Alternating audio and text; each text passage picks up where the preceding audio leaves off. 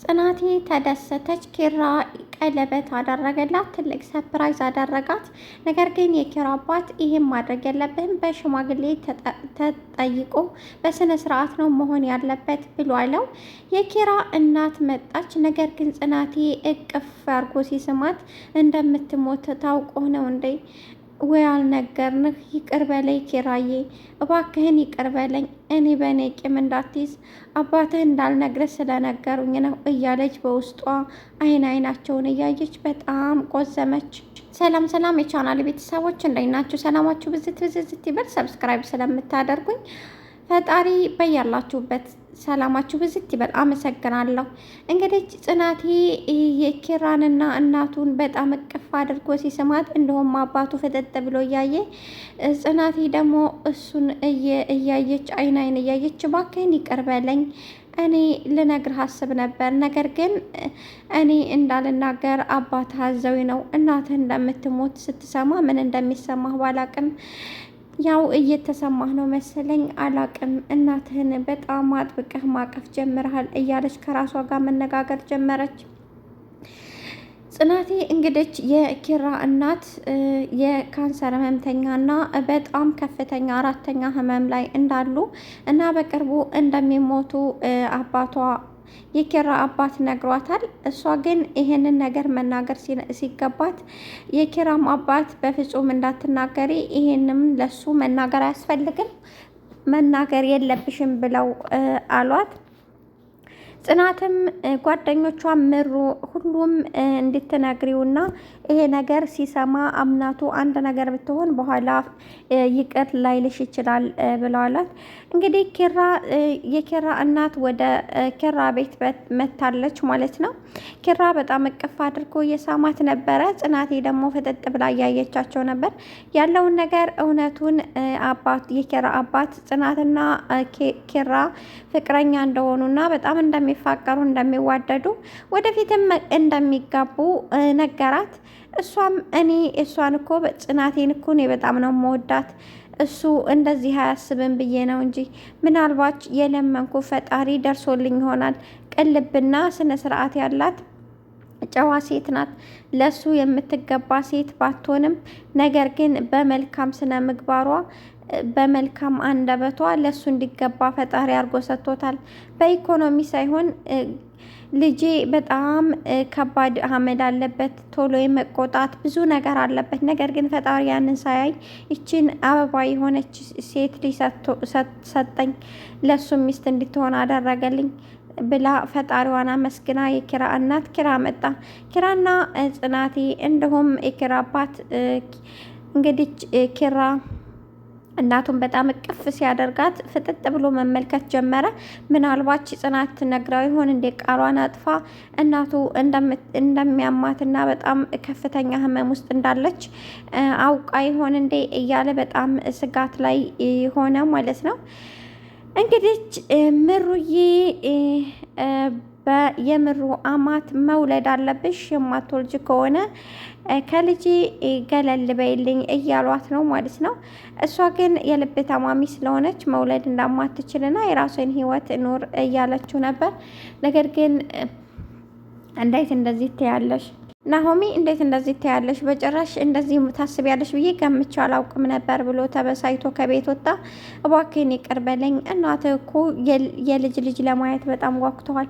ለምንድን ነው የማትረዳኝ? እኔ ደግሞ ልጅ ልሰጥህ አልችልም፣ ስለዚህ ግዴታ መሄድ አለብህ እያለች ከራሷ ጋር ማውራት ጀመረች። ጽናቴ እንግዲህ ኪራ ለእናቱ ጽናቴ ፍቅረኛው እንደሆነችና እሷን ማግባት እንደሚፈልግ በጣምም እንደሚያፈቅራት ለእናቱ ነገራት። እናቱ በጊዜው ቆጣ አሉና በኋላ ተመልሰው አንተ ጥሩ ምርጫ ላይ ነው የወደከው፣ ምርጫህም አልተሳሳትክም፣ በጣም ጥሩ ላይ ነው አሉ። መጀመሪያ ታዲያ ለምን ተቆጣሽ እናቴ? ትንሽ ላስደንግጥህ ብዬ ነው እንጂ እኔ ጽናትን ምን አለ ቢመለከታት፣ ምን አለ ይሄንን ንጹህ ልብና ንጹህ አንደበት ቢያያት ብዬ የምመኛት አይነት ሴት ናት። ንጹህ ልክ እንደ ወረቀት የጸዳች ናት።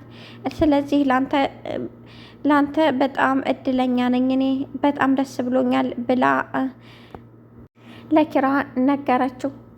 እንግዲህ ኪራም በጣም ተደሰተ፣ እቅፍ አደረጋት። በጣም አመሰግናለሁ እማዬ ስለምትረጅኝና በቀላሉ ለእኔ ስላደረግሽልኝ ነገር ሁላ በጣም አመሰግናለሁ። ምንም ምስጋና አይገባውም ልጄ። አሁን ሄድና ትምህርትህን አጥና ብላው እንግዲህ ወደ እሱም ወደ ትምህርቱና አንዳንድ የሚደምራቸው ምናምን ነገሮች ስላሉ እዛ ጋር ቆየ ማለት ነው። እንግዲህ ናሆሜና ምሩ ትዳራቸው ከባድ ሆኗል። ትዳራቸውን ለማፍረስ የሚጣጣሩ ሰዎች ብዙ ቢሆኑም ነገር ግን እናትን መጋፈጥ በጣም ከባድ ነው። እናቱ እባክህን የልጅ ልጅ አሳየኝ፣ የልጅ ልጅ እንድታይ እፈልጋለሁ እያሉ ሁሉ ይነዘንዙታል። ነገር ግን እሱ የልብ ታማሚና በጣም የሚያማት እንደሆነ ልጅ ለመውለድ በጣም ብዙ ነገር እንደሚቀራት ከባድ እንደሆነ ለምን አይነግራቸውም እያለች ምሩ ለጓደኞቿ ነገረች። ምናልባች እንዳይጎዱ ይሆናል የደበቀው እንጂ ካንቺ ደብቆ ወይም ሌላ ሴት በውስጡ በህይወቱ ኖራ አይደለም ብላ እንግዲች ምሩዬ እንግዲች ከዚህ በኋላ እኔ ከሱ መጥፋት አለብኝ። የራሱን ህይወትና የራሱን ደስታ ልነጥቀው አይገባም። ከቤተሰቡም ጋር በእኔ ምክንያት ሊጣላ አይገባም። ስለዚህ እኔ ከህይወቱ መውጣት አለብኝ እያለች ከራሷ ጋር ታብሰለስል ጀመር። ጽናቴና ኪራ እንግዲህ ቤተሰብ በሞላ ፈቅዶላቸው የጋብቻ ስነ ስርዓቱ ቤታቸው ግቢ ውስጥ እንዲሆንና ወይም ሆቴል ውስጥ እንዲሆን ከሁለት አማራጩ እንድትማርጥ ተናገራት። ጽናትም የትም ይሁን ብቻ ኪራ ያለበት ሁሉ ለእኔ ይመቸኛል። ኪራ ይኖር እንጂ የትም ቢሆን ተከትየው ሄዳለሁ ጋሽዬ ብላ እናገረች። በጣም ጥሩ ልጄ።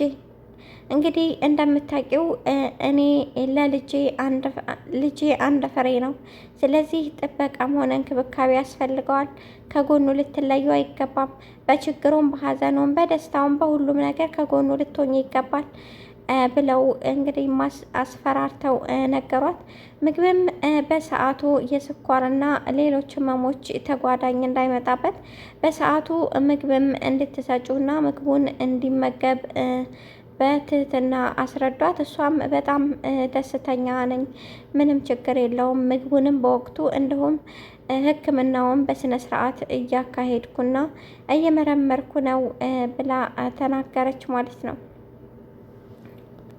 ጽናቴ የኪራ ቤተሰቦች እሷን በመቀበላቸው በጣም ደስተኛ ሆነች። አምላኬ ምን ባደርግልህ ነው ይህን ሁላ ውለታ የምትውልልኝ?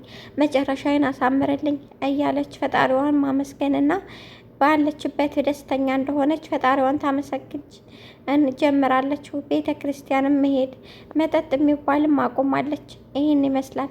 ውድና የተከበራችሁ የጽናት ተከታታዮች ጽናትን በጉጉት የምትጠብቁት መልካም ልብ ያላችሁ ለሰውን የምታበረታቱ በጣም አመሰግናለሁ። እንግዲህ እንደምንም እያደረጋችሁ ይህንን ቻናል ላይክ፣ ሰብስክራይብ እያደረጋችሁ ቤተሰብ ሁኑ። በያላችሁበት አላህ ሱብሓነሁ ወተዓላ ይጠብቃችሁ። ባይ ባይ።